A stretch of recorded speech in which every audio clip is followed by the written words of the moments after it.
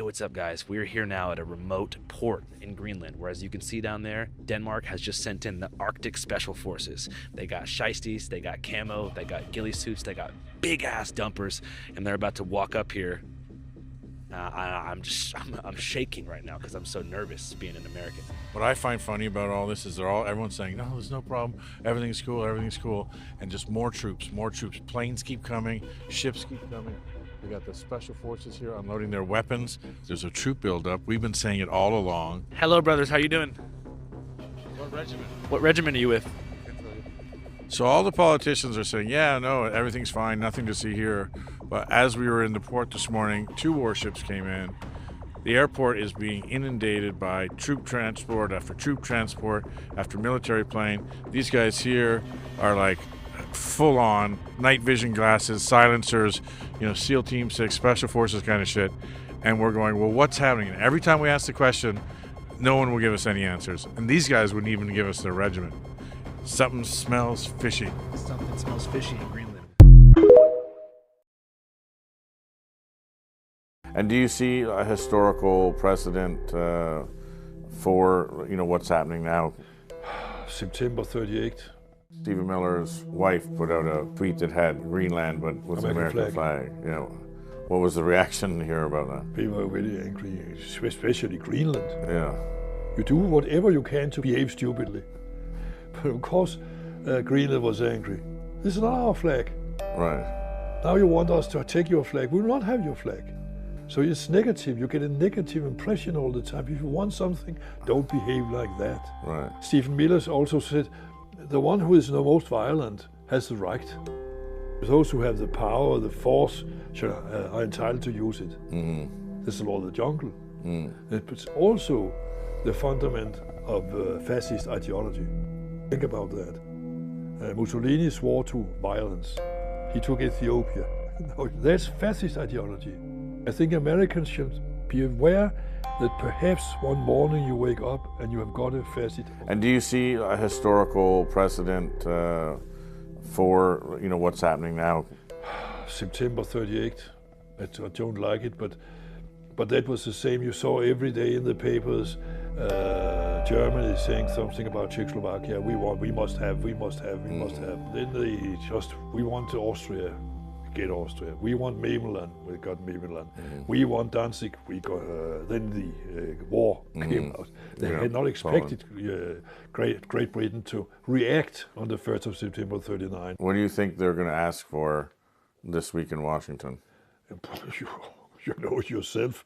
Venezuela, Cuba, Colombia, Denmark, and they will have to have also Falklands if you want to be complete. Right. You know they want Cuba, you know they want Colombia, Venezuela. You know they want Canada, you know they want Greenland. That is a fact we can read in the papers. I hope it ends up in the way where they say, okay, we may be wrong, but we still have that sense, and let us look into the treaty again and see if we should change something in it. We're open for it, Greenland is open for it. So the best thing will be that they finish tomorrow evening and say, we have agreed to let our Ministers of Defense read the treaty again and see if there's something to be done with the security.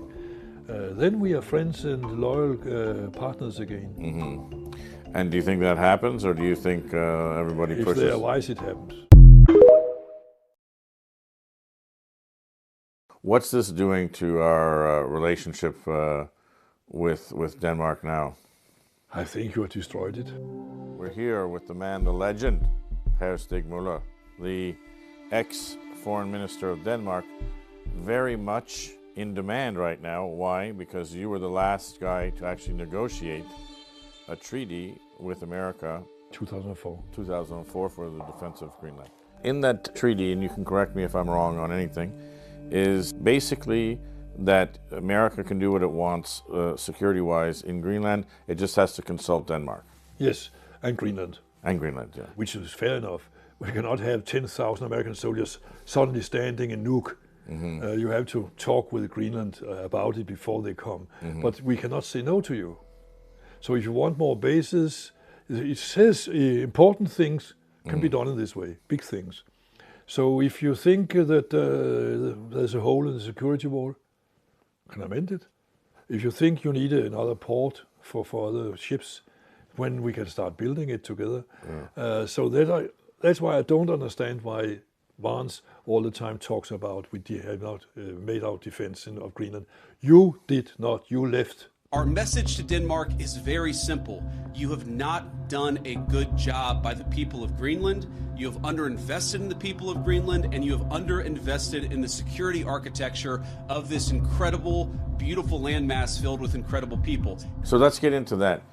America had bases there, and they still have bases there, and they had troops there. Yes, they had 18,000 or 20,000. And 20,000 Now we troops. have 150 soldiers. But America took the troops away. I didn't throw them out. And they had 18 bases, now they have one. Did they tell you why they did that, or they just No, that was what everybody did at that time. Because in the 90s, where you had the peace and peace dividends, so I don't blame you for it. We did the same. And there we also made a declaration where we said we keep the Arctic as a low tense area. Right. So when you make it a low tense area, then you don't upgrade the military, then you downgrade the military, right. which happened for Denmark and for the United States of America. What's this doing to our relationship with Denmark now? I think you have destroyed it.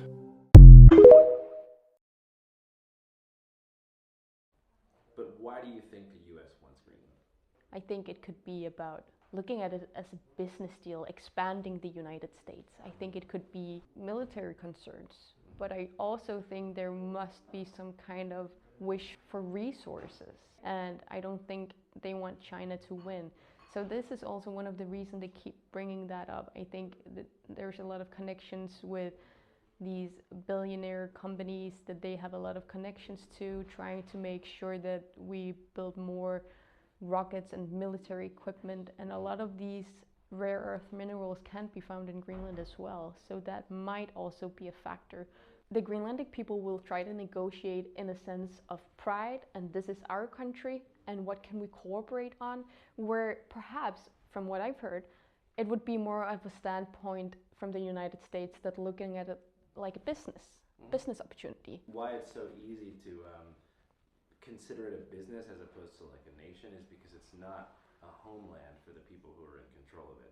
And I'm not saying that ancestry is everything, but even for Denmark, Right. these people are from here. You know what I mean? And so the Kingdom of Denmark to them is like it's sort of deeper than a constitution. And I think there's something prideful about it. Like Denmark wants to have an empire because it makes them feel better about themselves. It's not helpful when you have a president that threatens us. We are not used to being threatened by our strong allies. That's unacceptable. What do you think about, first of all, the security concerns that have been brought up? I think that Europe, Denmark, and the US shares a common interest in protecting Greenland from our common enemies. It's an illusion to imagine that they will be able to be independent in the traditional sense, as the US or Denmark are independent countries. So my party has actually been the only one arguing against this law of independency, and we very strongly feel that it should be withdrawn and redefined. So I think the diplomatic challenge here is for firstly, US and Europe to get a common understanding on the threats of China. So let's talk about how we see the world, and then obviously include the Greenlanders in that challenge. They're not cattle. You cannot buy them as you can buy cattle. You know, a lot of people are saying there's a hole in the security wall. Has Russia or China ever impinged on the sovereignty of Greenland? No, they have not. They know that it's part of the Danish kingdom. And they also know that there will be problems with the United States if they try it. You know, we're doing the Golden Dome, we're doing a lot of things, and we really need it. If we don't go in, Russia's going to go in, and China's going to go in. And there's not a thing that Denmark can do about it, but we can do everything. I had a talk with the founding father of Greenland, Jonathan Motzfeldt, great politician. He talked about this, that he wanted a new agreement where they could sign. Then I said, but you want to be independent? Then he said, no. What? You don't want to be independent? No. They will not leave us alone on the ice. And things have shown he's right. This morning, President Trump just said the United States needs Greenland and that anything less than total control is unacceptable. What if, let's say, America goes to the people of Greenland and says, okay, secede from Denmark, do a thing with us, and we'll give you a lot of money? I think they'll be very angry.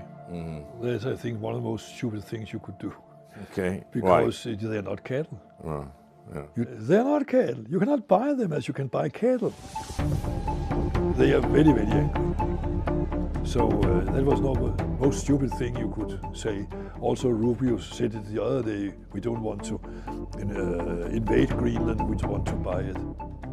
Don't they have any sense in their heads?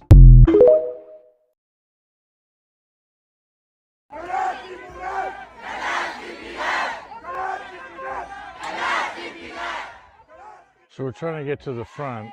This is the American consulate there. You should get a shot of it. There's planes coming in, which is a lot of different army, military planes. And this is the largest protest in Greenlandic history. Let's go forward.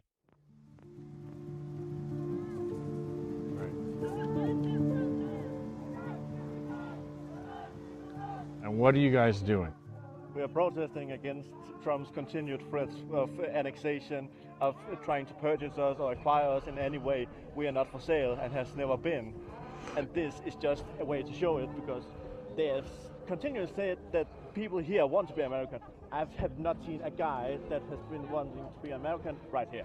What does your hat mean? Oh, yeah. Now it's enough. Sounds a lot like this in Danish.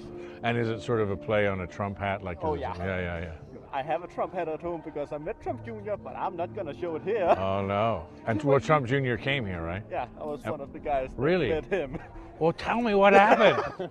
We met him. At that point, we didn't know anything about Trump trying to annex us or trying to buy us. Yeah. But we were just welcoming and trying to de-escalate the situation ourselves. Right. Just to show we are friendly, we are your friends. Yeah. You can be here, but don't buy us. I am on the photo where Trump Jr. is having the American flag in the bar. I'm the one furthest in the back that is the tallest guy. He bought people food. They brought out hats, and then they had free bar where I was. So Free bar. Yeah. So you went, you met him, you had a MAGA hat, and now you have a different hat, and Yeah. you're saying hands off. Yeah.